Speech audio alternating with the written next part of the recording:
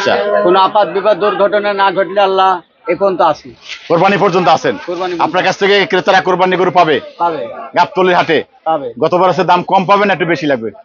এখন ধরেন 2-1000 বেশি লাগতে পারে, 2000 কমও হতে পারে।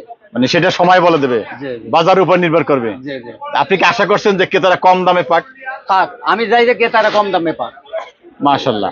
আপনার কাছে এখন কি কি গরু রয়েছে? আমার কাছে 2টা গরু আছে। 2টা গরু আছে? হ্যাঁ। আচ্ছা আচ্ছা, তো আমরা 2টা গরু নিয়ে একটু দেখাই। এই যে গরু দেখতে পাচ্ছি, এই গরুটা আসলে আপনি তো কুষ্টিয়া ছাড়া গরু বিক্রি করেন না, না না হ্যাঁ? না। আপনার গরু সবসময় কুষ্টিয়ার? হ্যাঁ।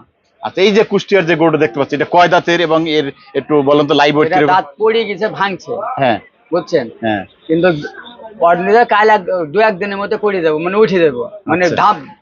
তার মানে 2 দাঁত বলা যায়? 2 দাঁত পড়া বলা যায়। আচ্ছা আচ্ছা, এই 2 দাঁতের গরুটা লাইভ ওয়েট কত, মানে কত কেজি মাংস হবে? 110 কেজি খালি গোটা। 10 কেজি?